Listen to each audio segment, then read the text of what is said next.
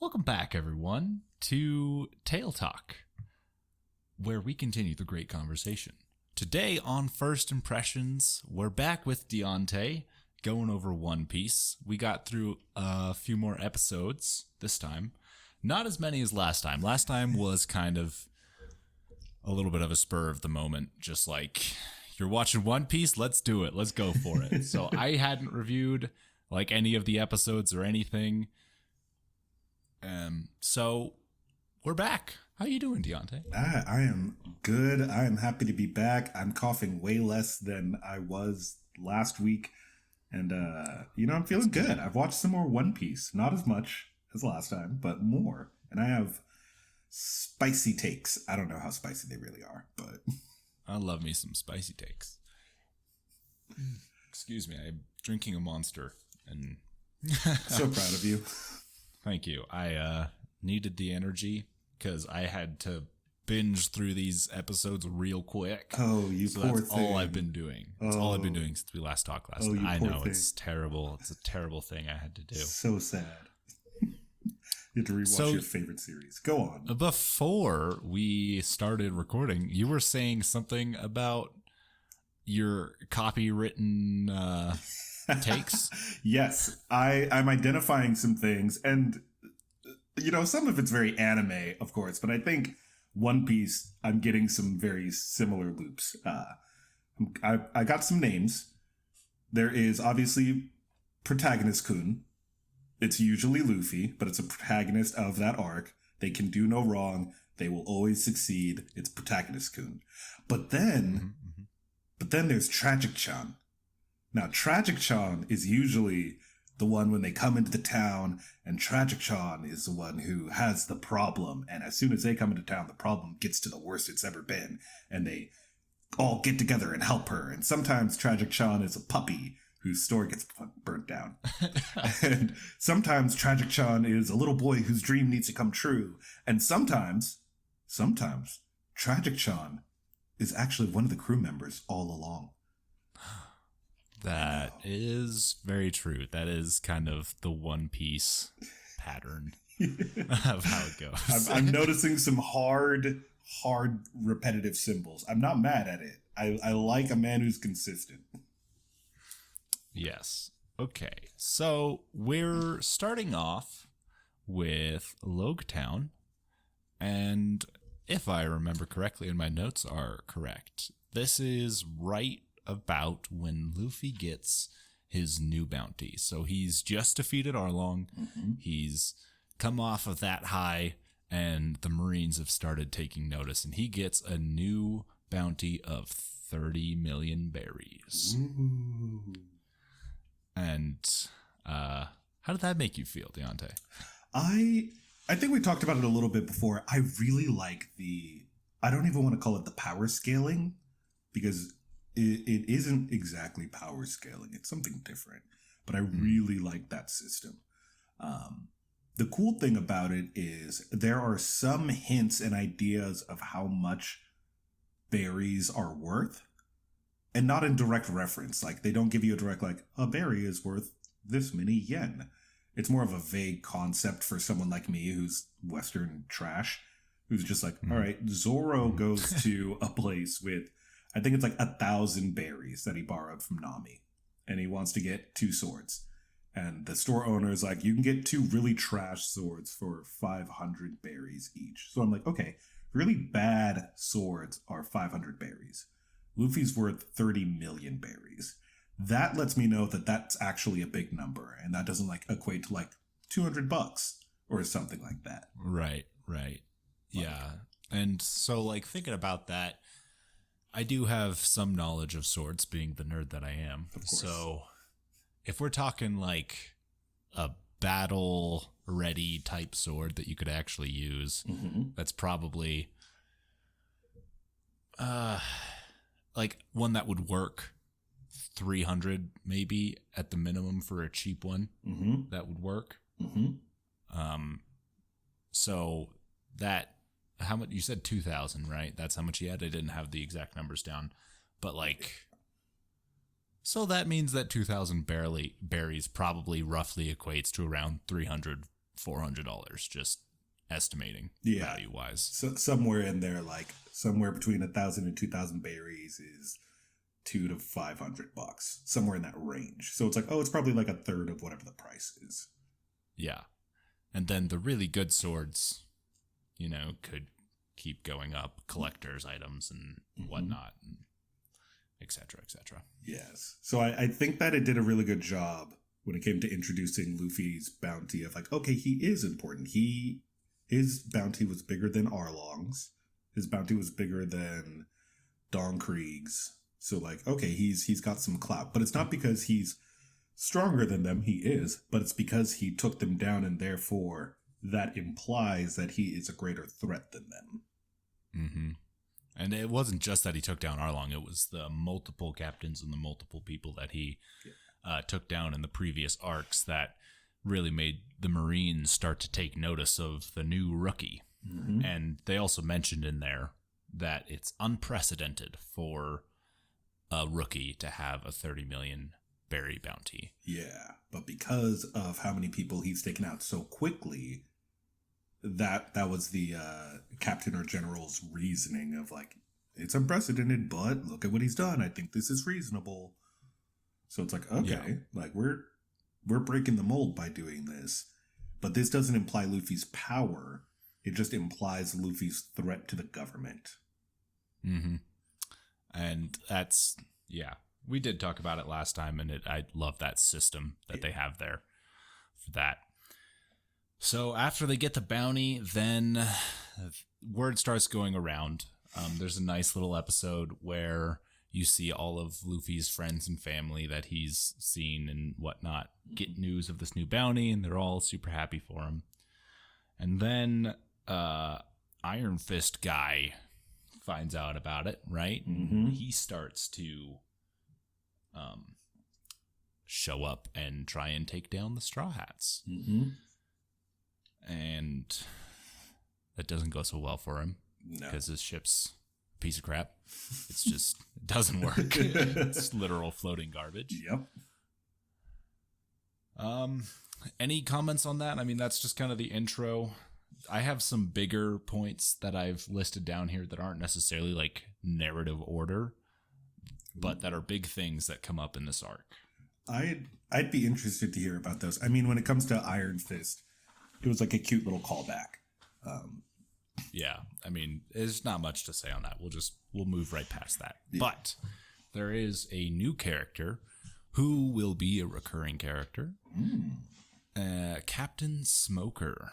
Yeah. 2 cigarettes in the mouth at the same time. Yeah, well, they're cigars, which is even more badass. Correct. It's just 2 cigars. Puffing 2 cigars at the same time. Not even next to each other. One out of each side of his mouth. One in each corner of his lips, because... Someone say nicotine addiction? Someone could not get cancer fast enough. He's done with his job.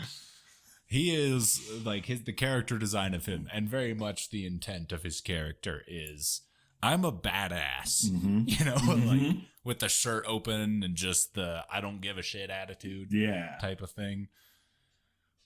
But there was that interesting point with the girl who he's walking around town, and then that little girl comes up and spills her ice cream. And that is a little nod from Oda, I think, to show Smoker isn't necessarily one of the bad Marines. Yes. Which we've seen before, Marines who are kind of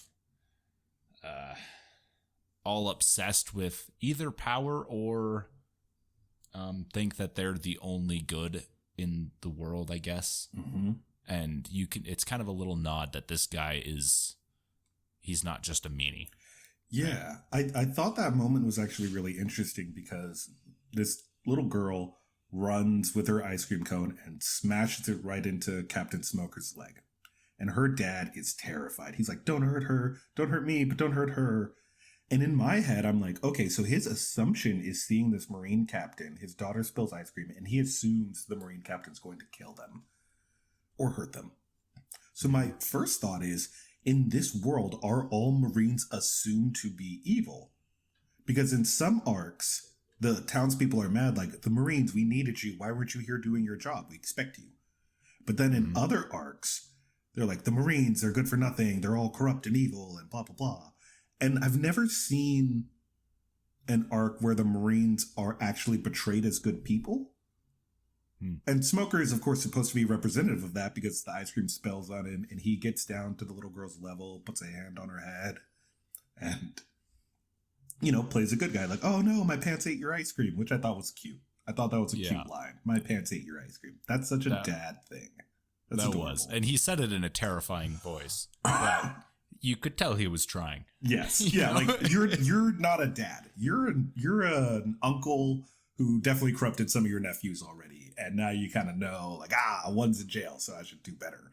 But it's kind of my fault. Yeah. I think you're definitely right about that. Like, I mean, Oda does do a good job of portraying that there's good guys in the Marines and bad guys in the Marines. And it comes up more later where you'll see it.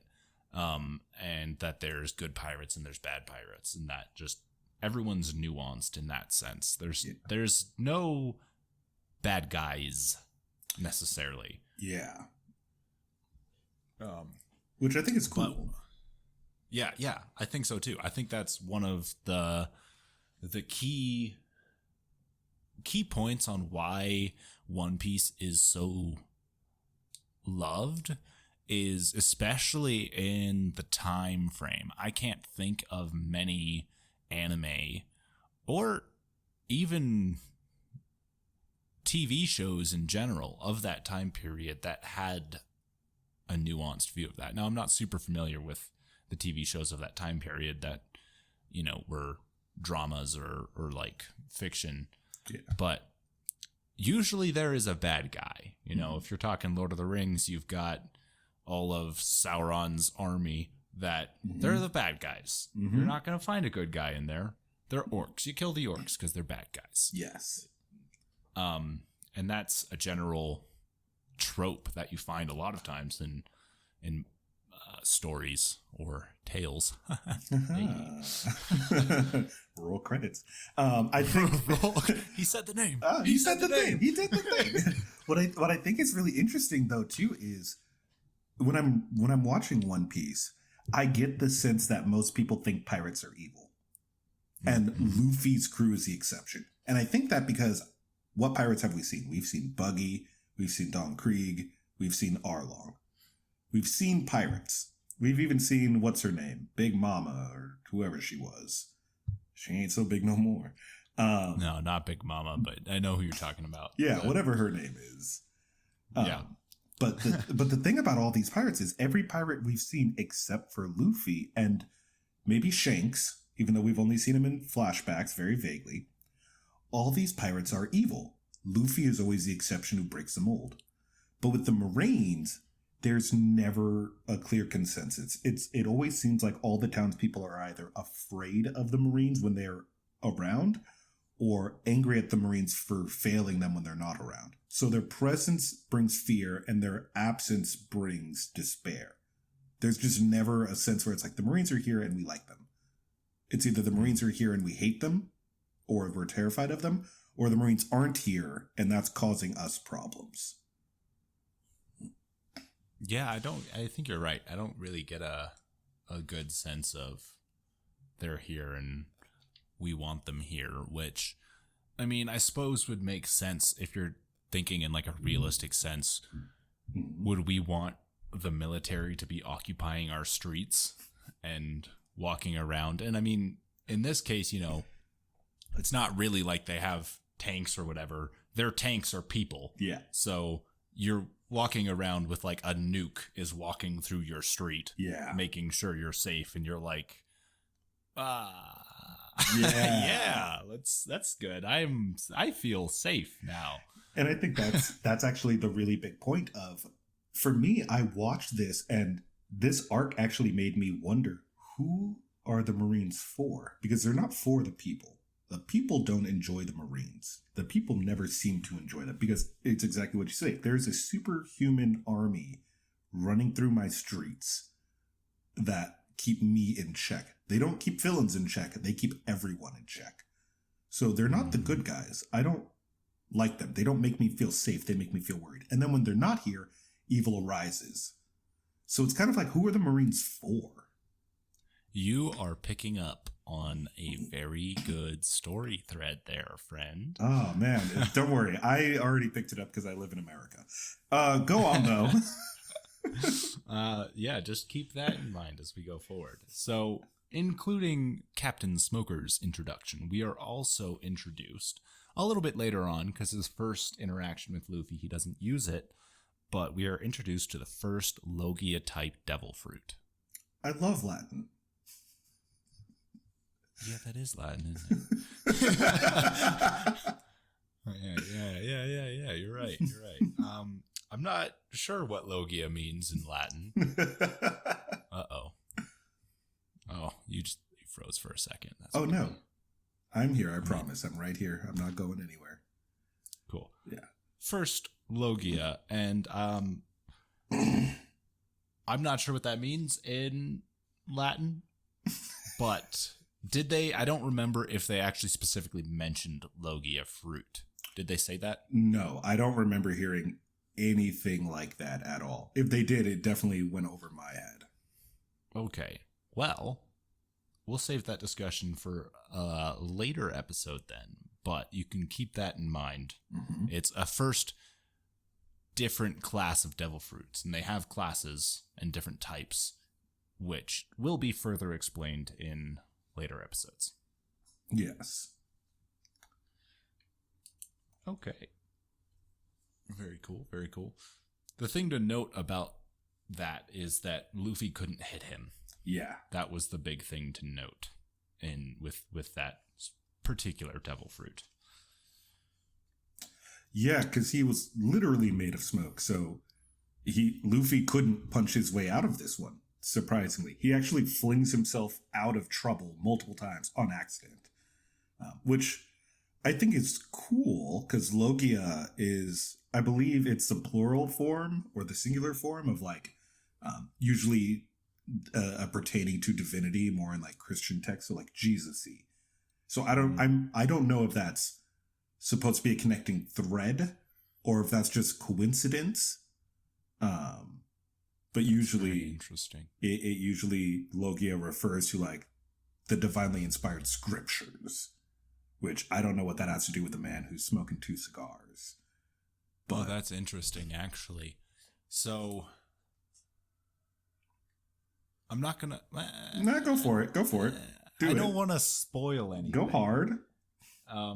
But okay, I think when the word is first introduced to classify the devil fruits, it is by a character who is claiming to be a god. Which could make sense if that's when Oda decided to name the fruit. Before, it might not have had a name, and then he decided to name it and was thinking god fruit, essentially. Right. That's That makes sense. It's more used in like the Judeo-Christian realm sect in ancient writings to refer to like scholarly work that has to do with divine inspiration, normally of scripture. So there could be a very clear connection there. If someone's first time using it is claiming to be a god. Yeah, that would make a lot of sense. Or maybe new fan theory. There's god type fruits and they like I don't know where I'm going with that. I've never been a good fan theorist, really. Don't worry, that's how all fan theories go. I think start talking and then see where the rambling ends up. Yes. Get someone else to agree and then you got a theory. I'm also trying to be very cautious of what I reveal and what I don't reveal. Having seen all of it and then watched reviews of the manga, which, just you can being careful. You can reveal things to me. Don't worry. I have a feeling Luffy won't die anytime soon. That'd make for a very boring 1,000 episodes. Be very weird. Right? The Straw Hats continue without the Straw Hat. Yeah, this guy died, it turns out.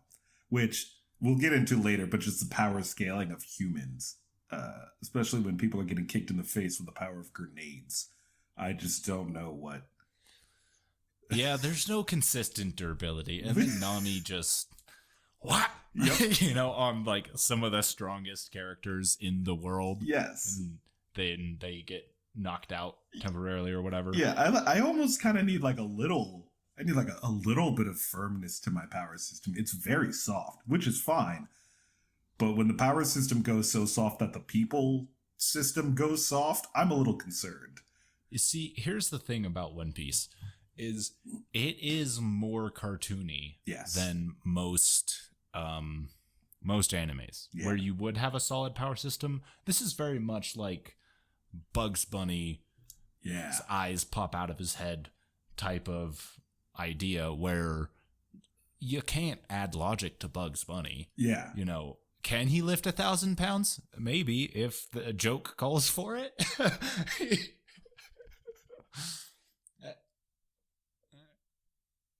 It's not quite that extreme. There is some through line, but it is definitely more on that side than most other animes, for sure. Yeah, which is fine. It definitely picked that up from Dragon Ball, which was originally a gag comedy manga, which is so funny now when you look at Dragon Ball Z and Dragon Ball Super. Because back in the day, Dragon Ball, like, Goku would hit someone and they'd hit the top of the panel and break the panel in the manga. Like, it very much was like why am I blanking on his name? Ryan Reynolds' character. Deadpool. It was very fourth wall breaky, jokey, all that stuff. All that to say, Logiatown. Logtown. I keep forgetting this arc for some reason, even though there were some moments. This will refresh your memory. So, the story of Gold D. Roger and his execution. That was really the whole point of this. And Luffy almost getting executed. It was a short arc. But I think it has some powerful narrative moments in it. For instance, do you remember Luffy being in the bar? Yep. I think it was Gold D. Roger. Yeah, it was literally just Gold D. Roger. Bar, something like that, right? Yeah, it was nothing clever at all. No. So he was in that bar. There's this rough bar guy there, and he's like, I'm closing down because there's no more real pirates. Yeah. And we happen to be here on the 22nd anniversary of Gold D. Roger's execution today, on this day specifically. Now I'm closing it down. And Luffy's like, I'm going to be a pirate. And he's like, oh my gosh, you're just like him. I'm going to stay open. And that happens every episode. That is true. But this one town, like, that does happen a lot where it'll be like, I'm king of the pirates. And then people are like, oh, he means it. I'm sure no one else has said it coming through this town ever. Right. No other pirates have said it. But I think this is the one where Oda hits it the hardest. Yeah. And he kind of tones it down in later arcs where it's not as often. It just kind of becomes that's what Luffy says. Yeah, like that's his thing. But if so his execution, I'm just gonna skip to that part and we'll go back to the other parts because it's kind of on the thread that we're talking about. Him smiling on the execution platform was, I think, pretty big for me. I remember the first time I watched it, I was like, oh, that was pretty cool. I don't think I've seen other anime characters where where death has consequences. Yeah. If you do end up dying, which is not likely, but if you do end up dying, you're not coming back like Goku, who's died, 5 times? At least something amount of times. And if he has died, about 5 times. He's done it. It's like not even death has no consequences. It's almost worse than the fairy tale trope of nobody dying. Yeah.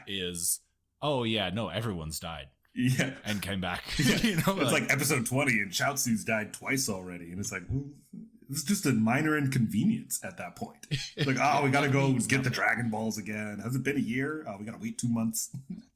It's like Vegeta's talking to his son and he's like, I'm going to die, son. Okay, see you in a year. Yeah, see you soon. Did you want me to get the Dragon Balls now? Or did you want to wait a while? Did you want to train there? Are you dying to train? It's like, I'm going on a trip. Yeah. Yeah, I'm going to Hawaii. My phone's off. So, I've never seen in a series where death has actual consequences, somebody just smile and be like, well, this is it for me. Mm-hmm. And I liked that. I liked that a lot. Really? Tell me why. Tell me more. Because it's very much in Luffy's character that his one goal is to become the Pirate King and have fun on his way to become the Pirate King. And he doesn't care about death at all in that sense. It's literally just his goal. I mean, he cares about his friends as well, and which is part of him getting to becoming the Pirate King. But I just like that attribute of being able to smile in the face of death. Mm. And even the way he said it was joking. I liked how he said it better in the sub, but still. And also it echoing Gold D. Roger smiling on the execution platform. Yes, Oda's throwing us a lot of dots to connect, a lot of hints. So many dots. But you know what? I'm okay with it. Yeah. No, yeah, he's on a mission. I think what's interesting about that scene is it didn't have impact to me until later on, a few arcs later, where we'll get into that at another time, but Luffy's trapped under this boulder and he can't help certain people. And he's so upset that he's smashing his head into the ground. He's throwing fits. He's just yelling. And those two situations of him being trapped, one where he's trapped and can't help someone versus one where he's trapped and he can't help himself, he handles them radically different. They have a different impact on him. When he can't help someone else who he thinks needs help, he is throwing fits. He's smashing his head into the ground. He is screaming like a 2-year-old who should have taken. Guess I'm gonna die. Okay. That's a really good point. That's actually a better point than I was pointing out. It's like, it's very much just, I don't care about my death. I'm okay with dying. You guys can't die though. And that's very Luffy. You know, like, that's something I can imagine him saying to his friends. He'd be like, no, I can die. You can't though.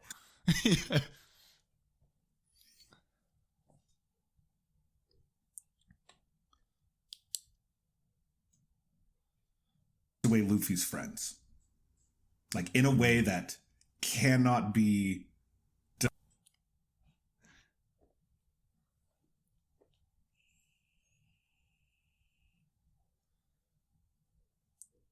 Him, and he is not strong enough. Not that he's chained up and he can't do anything. He's free to try. And he just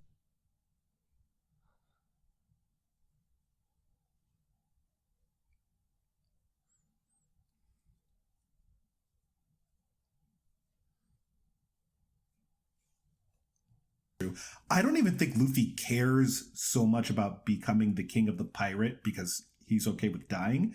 I think he cares more about the adventure of getting to be the king of the pirate, and that's the end goal. And of course, that's not true. He wants to be king of the pirate. But, you know what I mean? Like, if he cared about being king of the pirate, he would care if he died before. As someone who has seen the full theory, or the full series, I don't know why I said theory, the full series, I can actually confirm that. There is a point, again, I'm going to try and keep spoilers to a minimum, where he meets someone who knows where the One Piece is. Mm-hmm. And Usopp goes, so where is it? And Luffy shouts his head off and stares death needles at Usopp and says, don't say it. Don't tell me. Mm-hmm. You're not allowed to. Mm-hmm. Like, almost like if you ask that question again, you're off the crew type of how serious it is. Yeah. Because he wanted to find it himself. Yeah. Because that was the point. Yeah.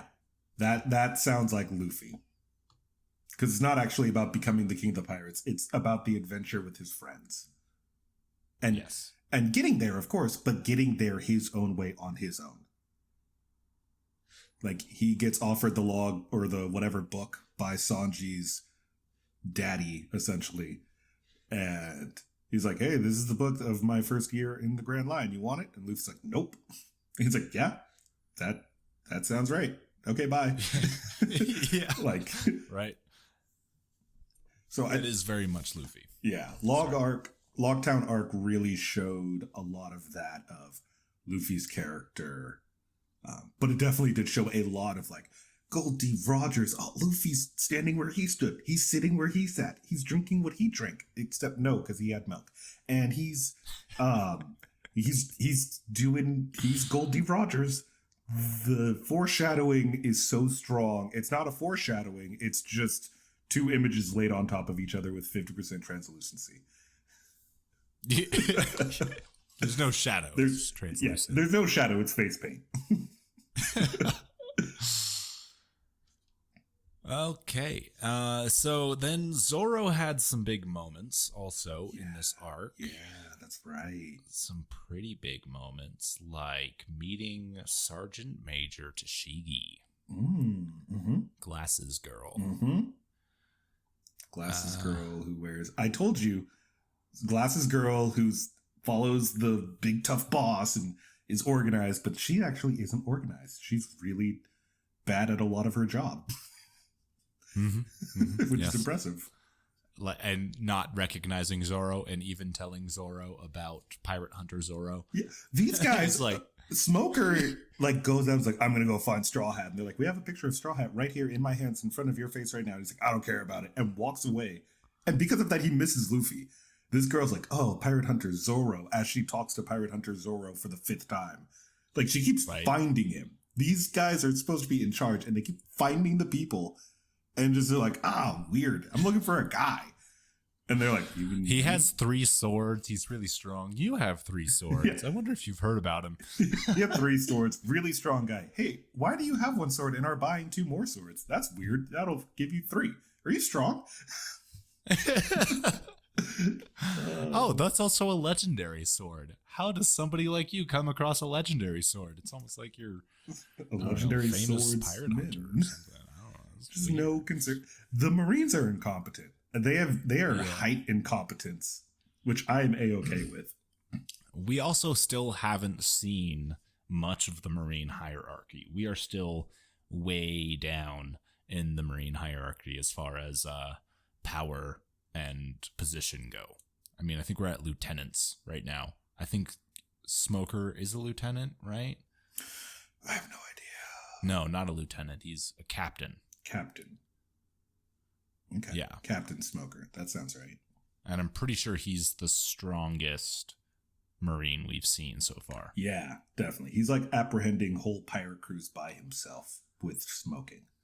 So we would expect them to be a little incompetent. Yeah. But along with meeting Tashigi, who reminds Zoro of his rival, and that comes up again later, he finds his new swords. Yeah. They get like names and backstories and reasons. Like the swords have character, which I was surprised by a little bit. Yeah. That's a good point. That actually does happen a lot more too in the series, is that the swords, there's like legendary swords and they almost have their own will to them. Yeah. And which is cool. It's shown pretty clearly, like in the next arc, I think it's the next arc, Zoro even gets to like use each sword and gives him a shot. And he's like, this is a good sword. Oh, you're a bad sword. You're going on timeout, buddy. Like, and in this like arc, my D&D dice. Yeah, like your D&D dice. You rolled a 2. Well, I'm not rolling you for the night. You're bad. You're going in timeout. You're going in the timeout box. but in this one, Tashigi, she even like rattles off all this stuff. Like she's got her little book and is like, look at all these legendary swords. Oh, you have that sword? There's 21 swords like it. And those are the legendary swords. I want to get all 21. I'm like, well, that's divisible by 3. So Zoro, go for it. That's the first place okay, actually false. That's the second place. The first place my mind went to was that's divisible by 7 because 7's my favorite number. And anytime a number is divisible by 7, my brain's like, dopamine.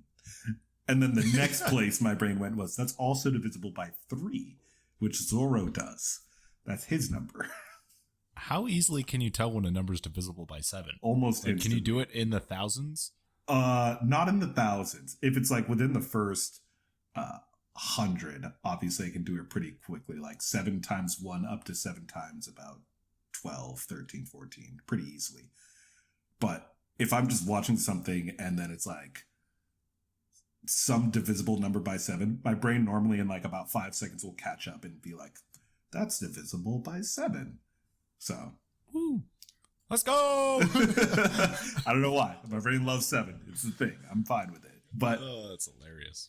But that just reminded me of like, oh, right, there's 21 swords. Zoro carries and uses 3 at a time. If he has all 21, he has 7 different sets, and then can mix and match between all of those. So that's pretty various.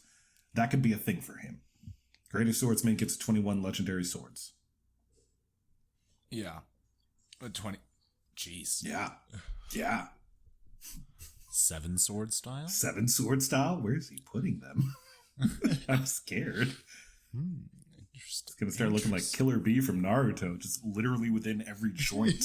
Anything that folds can hold a sword. Yeah. Exactly. You're getting it. So I thought that was cool, but also like his very clear relation to this girl because she looks like his old rival. Yes. So Zoro getting his swords and cleaning up for the Marines because he broke Sword Girl's glasses. Yep. He's got his own little arc. And then it seems like most of the crew get their own, except for Nami, really. She doesn't. She just hears about Smoker being a badass.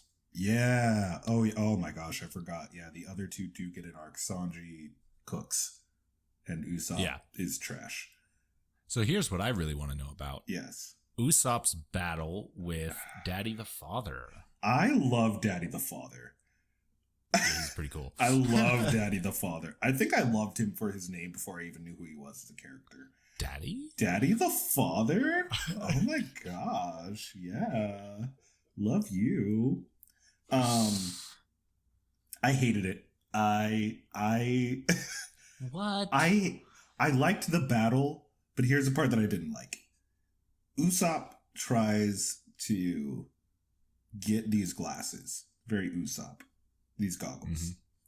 He gets in over his head because he challenges Daddy the Father, like the best bounty hunter of the West or whatever, wherever they're at. And Daddy the Father is like, oh, I'll let you go with your life. I'm keeping the goggles because my daughter bought them for me as a present. You're not going to have them. I'm going to let you go. And I'm like, cool. And then Usopp tries to overplay his hand. His arrogance gets him in trouble. And he's like, ha, ha, ha, all right, I'll leave.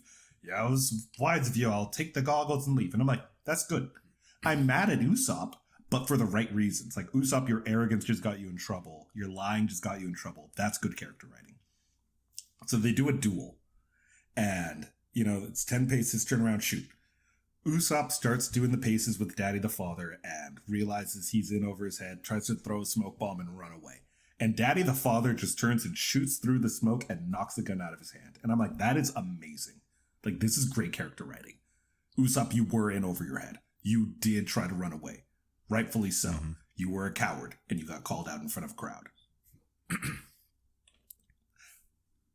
I have more, but I want to pause for a second and just give you a chance if you want to say anything about Daddy the Father and Usopp. No, I mean, you're right on point. It's his cowardice and ego, which is a killer combination. Yes.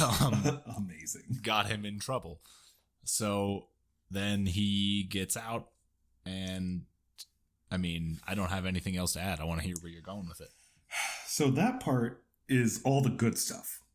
And then Daddy the Father is like, essentially like, I know Yosef, your dad. He was a great pirate out in the sea. And then we have this flashback, which is where I hated. Because it's a flashback to Yosef, Usopp's dad. And you hate him. I hate Yosef so much. Here's the thing. The flashback... Yasop too, I believe. Yasop? Yeah, like Usopp, but Yasop. Yasop. I'm just saying that because I feel like if people are listening, they're going to be like, you're wrong. Yeah, I probably am. I don't respect him. He's not a person. I don't mean he's fictional. I mean he's trash. But so Usopp's dad, they have this flashback of Daddy the Father losing a battle to Usopp's dad. And then Usopp's dad's about to kill him because, that's what you do as a gunsmith. And then he's like, I see you have a pendant with your daughter. You have a daughter to go home to. I have a son. I'm not going back to my son. I'm not going back home to mine. But you should go back home to your daughter. Ha ha ha. Okay, goodbye. And then Daddy the father tells him this story of basically like, Usopp, I met your dad. He let me live so I can go home to his daughter. He remembers you. He's not coming home to you. And Usopp's like, my dad is so great. I hate everything about Usopp's father. And I hate Usopp's father more. Okay with it. But following up, Usopp's not just okay with it. He's like, oh, my dad's so great. I want to be great like him. I'm like, Usopp, your father abandoned you. He knows you're out there. He knows where you are. And he's just like, he says a line. And I don't know if this is how it is in the manga or the sub, but here's how it is in the dub. He's like, what, you don't love your son? Of course I love my son. I just love the sea more. I'm like, you don't love your son. You do not love your son. You picked a road trip over your son. And it's not a quick road trip. You're just gone forever. Like, you abandoned your son. You're not a good guy. You are bad. You are trash. I hate you. Like, Deonte with the hot takes. This is not a hot take. If you abandon your son, no one should look to you and be like, you're a good guy for doing that. Wow. Well, yeah, but they're pirates. And? You know? It's like, but they're pirates. And dude. my dad could be an accountant. If he abandons me, he's a bad dad. He's not a good accountant. Yeah, it's okay, that's true. But if your dad's like some badass and he's off fighting, doing badass stuff, it's cooler than if he left to go do accounting. You know what I mean? No, here's the thing. That's not, because it would be cool if he was forced to, like, oh, my dad's in the military and he has to fight for the country to defend my freedom and protect me from invaders. That didn't happen. Daddy the father. Usopp's dad knocked up a woman who was like, but I like traveling? I'm not going to bring you with me, though. Like, we could travel together. The boat has enough room for a wife and kid. But I'm going to just go on my own. And then she dies, leaving Usopp all alone for himself. And his dad does not come back, ever. I hate how people glorify Usopp's father. And I hate that Usopp falls for it.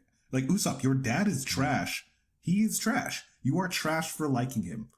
Have some respect for yourself. Like, have some self-respect. Like, any amount of just love yourself. Like, be kind. You're right. I mean, it would have been much better for Yasopp to be like, you know, I love the sea and I love my son, so I'm going to take my son to the sea. I'm going to take my son to the thing I like. You know how dads like baseball? They don't leave to follow the Yankees around on their national tour. They take their son to baseball games. You were awarding the wrong man. Son. I'm gonna go be a Yankee groupie. Yeah, go. like, you know what I mean? Like, oh, I really like this band, AC/DC. I'm gonna go follow them around the country. Bro, you could just sit at home and listen to CDs with your son. Maybe introduce him to your love and passion. You can have both. Literally nothing is stopping you from having both at all. You are literally choosing one over the other. So when he's like, I love Usopp, I'm like, no, you don't. You don't even like Usopp. You don't know Usopp. You've never met Usopp. You left. Name 3 things about Usopp besides his name.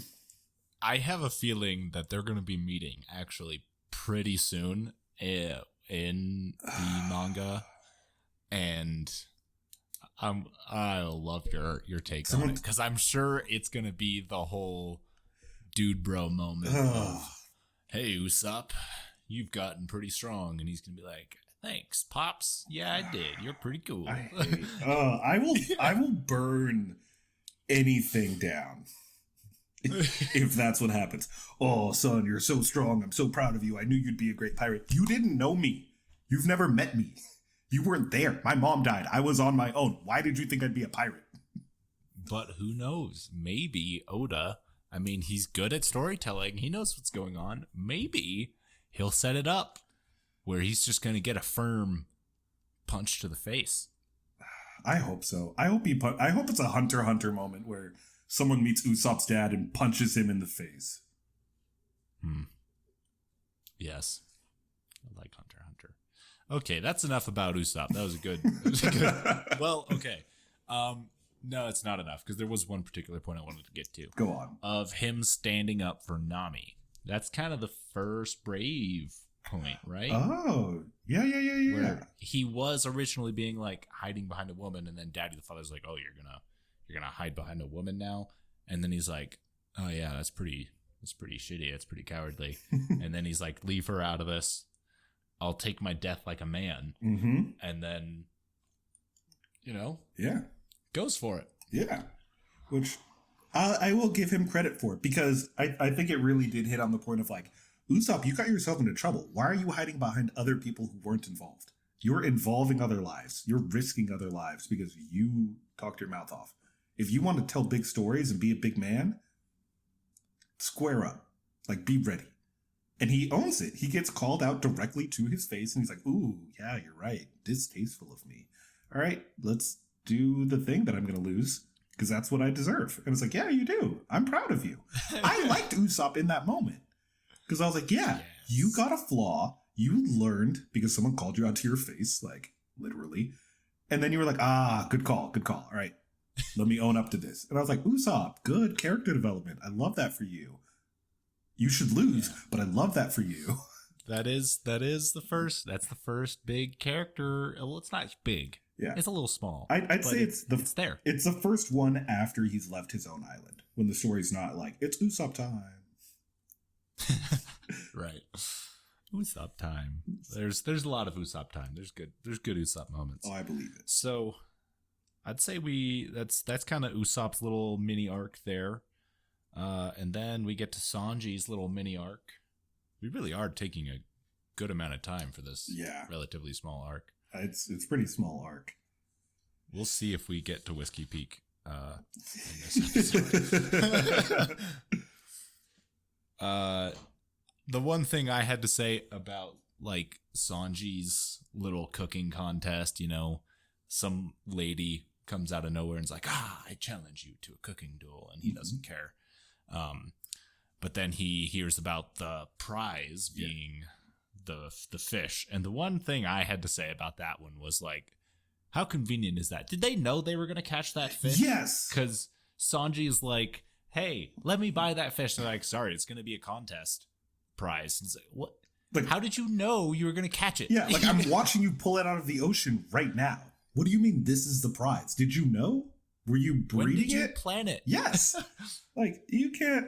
Have you been advertising this as the prize for weeks? Like, what happened? What are the logistics here? This does not make sense. Whoever organized this is very trash at organizing, or very divinely inspired. That is a prophet. Yeah. In either case, please stop. I choose to believe it was a bunch of fishermen went out to go catch fish, and then they were like, whoever catches the biggest, best fish, that's going to be the prize. Yeah, I mean, that would have to be the best thing. Like, whatever the best fish we catch in the next 24 hours is the prize. And it's embarrassing if we don't get a good prize. Yeah, you get a little guppy. Like, sardine. Yeah. Like, here's the prize. And it's like, I swam out here. I sailed here for a week. So, yeah, he has his contest, wins, obviously, and gets the fish. Mm-hmm. Good for him. Anything on that? No. I mean, like, to be honest, like, it was a side gag thing of, like, the girls' two hench crony men things were funny. Like, yeah, the dude with nostrils for eyes. Yeah, like, I could not unsee the nostril eyes. Like, I was like, that's great. That's good, funny design. And I'm not normally a gag guy, but I was like, that was funny. And Sanji the whole time is just being general horny boy who's like, oh, you're so pretty, let me kiss your hand. And people keep hitting him. And he keeps trying to kiss her. And I'm like, this is from the 90s, because that's assault now. Like, this was peak comedy in the 90s. This is a PSA on assault now. Yes. Which, very, very true. Which I'm fine with, because he keeps getting punched and hit and smacked in the face with a frying pan. And I'm like, yeah, all right, that squares up. And he's gonna keep going, and she's gonna she's gonna keep hitting him, and he's gonna keep doing it. And I was like, all right, that's your dynamic. That's just how it goes. That's Sanji's dynamic. That's Sanji's dynamic. He imposes upon anyone. Sometimes Nami steps in to be the hero in that case, where Sanji will, of course, horny boy over a shy girl who's not able. She's not the type of girl who would smack somebody or punch him. Yeah. And so he goes in to do his horny boy thing, and then Nami comes in to punch him for for the girl. Yeah, which, is peak fiction, things that don't happen in real life, like women being unable to say no when a man approaches them, women not resorting to assault for a guy who can kick concrete into bricks, or women having to come together and defend each other from horny boys, and them usually being your friends. It's very fictional. Very fictional. Very imaginative. Yeah, I got nothing to say about his arc. Can you tell? I really like Zoro and Nami. Can you tell I like those two? Yeah. Okay. We're gonna have to get into why you hate Luffy. Okay, so we'll skip all of that. Usopp, what is this? Now bring up your notes. I did want to point out one thing. Yes. And then I think we're probably there might be there's 2 more points that I will want to go over before we move on to the next arc. Do it. So, one, it's just a little thing I want to point out is I noticed Usopp didn't really care when Luffy was in trouble until Nami mentioned the Going Merry might be in trouble. Yep. And then he speeds up. Yeah, and then he speeds up and he's like, "Oh, we got to get going." Mm-hmm. Nothing more about that. Just pointing that out. That's gonna be tension later because the Going Merry to him is a gift from that girl who was like his everything. Mm-hmm. The Going Merry, I think, is more important to Usopp than any member of the crew, and I think that's going to be an unfortunate truth when those things collide and clash. I'm not sure I'd say he cares about it more, but it's definitely on the same level. Yeah. Of a crew member. Yeah. To him. Maybe a little bit more, but I think it's around there. I don't think he would actually if he had to, well, I don't See what I mean? Okay. Yeah. I see what you mean. So I just wanted to point that out. That was interesting to me, and I might just be a little bit of foreshadowing. The next point to move on to, we already talked about Luffy's execution, is I would say the mysterious stranger with the tattoo, who Smoker calls Dragon. Yeah, what was up with that? What was up with that, huh, Deonte? No, don't be vague. Tell me. What did you think? No, I'm not going to tell you what's up with it. You gotta work for it, man. I want to know your thoughts on it. I think that person obviously has some relationship with Smoker. I mean, I can make some very vague guesses due to it being an anime and be like, that is someone who's related to Luffy, and Luffy doesn't know that they're related to him, because he very intentionally stepped in to save Luffy. You know what I mean? He did. So he could be related to Luffy by blood or by we come from the same mentor and I want to see you succeed and I've been looking out for you as your guardian angel, and by the time you know who I am, it'll be because I'm dying and you're on your own now because you're a big boy. That's very anime. Other thoughts. It is a foreshadowing of the 7 warlords, but he's the one who wants to see Luffy succeed and move forward. So he's like a double agent, or even just, he is a bad guy, but he's just like, Luffy's entertaining. I want to see him go far so he can give me something to do because we haven't been able to do anything for a while. He's definitely pro Luffy. He is definitely pro Luffy, and he's an interesting person, and we may or may not learn more about him in the future. We're gonna. Yeah, of course we are. Here's the thing I have to point out about One Piece. You can tell when a character's going to come back based on their character design. Oh, yeah. If you see somebody and they have wacky hair, they're coming back. If they've just got a weird look and a weird character design, you'll see them again. If you just see them and they're just wearing, a shirt and pants and they look like some dude. Yeah. If they're wearing clothes and are normal, you're like, nah. Yeah, you're not coming back. Yeah. Only the important characters get all wacky. Yeah, that's very true. The author's not going to waste his creative energy on someone he's not going to see again. Exactly. And so with that, the crew get together and then they say their motivations for going to the Grand Line and ultimately going out to sea with Luffy. Yeah. Very strong moment. Very good moment. Yeah. I would say. Yeah. I'd say it's a good declaration as they're about to cross this metaphorical line that cannot be uncrossed, where it's like, what are we actually going for? Let's confirm our beliefs and desires. Yeah.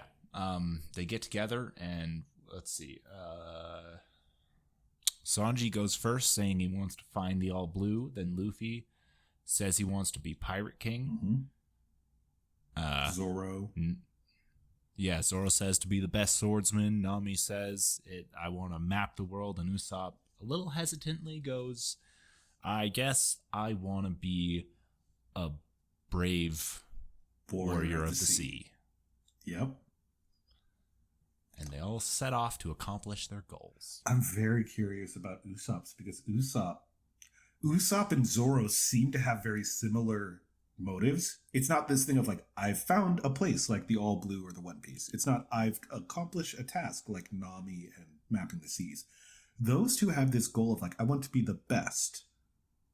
And Usopp isn't even the best. He's just, I want to be a brave warrior of the sea. Zoro has a very clear way to determine if he's succeeded or not. Can another swordsman beat him? Usopp, I don't think I could be wrong. I think his real motivation hasn't been fully fleshed out yet because he as a character hasn't been fleshed out. He's like, I want to be a brave warrior of the sea, I guess. And it's like, Usopp, do you know what that even means? I think you want to discover what bravery is. I think your character arc is less about the warrior or more about the cowardly lion. Yeah. He wants to go find the courage, and it's going to be in him all along as he grows. And I think that's a very interesting thing to have alongside these people with very clear exterior motives. Yeah, I was going to point out the same thing, that like they do have similar motives, except Zoro's is more concrete and tangible. Yes. Like, I'll be the best when I beat the guy who's known as the best, and nobody else can beat me. Yeah. Like and it's also really long.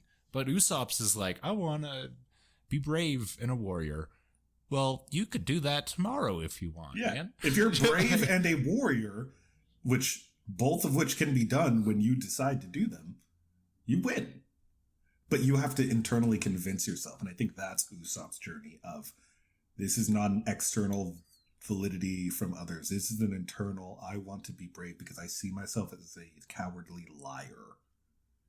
Mm-hmm. I think you're right. And with that, we are at about 58 minutes. So I think we'll cut it there. We only got through Longtime. This is what happens when I actually review it and I don't just have you talk everything and I have like points I want to bring up. I love it though. This is good. We get through how many episodes was that? That was 5 episodes? Gotta be like 5-ish. Like, that was like 45 to 53, but there were some filler ones in there. I think 3 of those episodes were filler. So yeah. Okay. So join us next time on Tail Talk First Impressions, where we're going to be going over the reverse. Well, we'll probably cover the filler a little bit, and then we're going on to the reverse mountain arc. Yeah. So thanks for listening, everyone. That was fun. Yeah. Thanks for having me on. I appreciate it. Yeah. Thanks for coming, and come back soon. Oh, I know you will, because we're going to record the next one. Yeah. Very true. Okay. I love you. Bye-bye. Okay. Bye.